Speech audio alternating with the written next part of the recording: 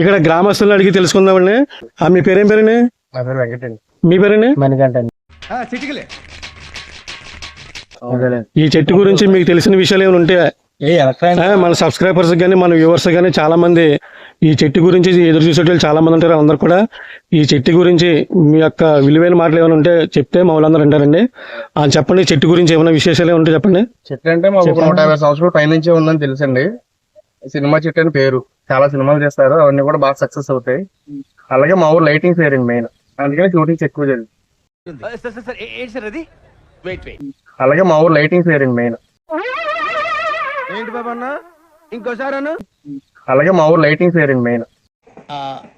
నాకు అర్థం కాలేదు సార్. ఏదో పిడిగేదో పడింది మయాన్ని జాయిగా హోల్ వచ్చింది. ఓహో, పిడుగు పడిందా? పిడుగు పడి హోల్ వచ్చింది, తగిలిందండి. మధ్యలో పడడం వల్ల ఏమైందంటే పిడుగు పడిందా? పిడుగు పడి హోల్ వచ్చింది, తగిలిందండి. మధ్యలో పడడం వల్ల ఏమైందంటే ఓ సెంటర్ లో పడి దానికి వీక్ అయిపోయింది అన్నమాట చెట్టు మొత్తం. లేకపోతే పడి చెట్టు కాదు అసలు ఇది. కానీ ఒకటే, ఇంతమంది సినిమా షూటింగ్ జరిగినాయి, ఇంతమంది హీరోలు వచ్చారు కదా, ఏ హీరో అయినా సరే షూటింగ్ అయిపోయిన తర్వాత ఈ చెట్టు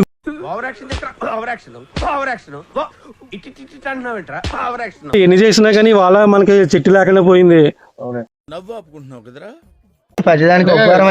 కొంచెం లక్కీ అండి. సినిమా వాళ్ళకి ఇప్పుడు ఈ చెట్టు లేదని తెలిసిందంటే చాలా బాధపడతారు. అసలు ఈ చెట్టు వేసిన వాళ్ళు ఎవరో మీకు ఏమైనా ఐడియా ఉందా?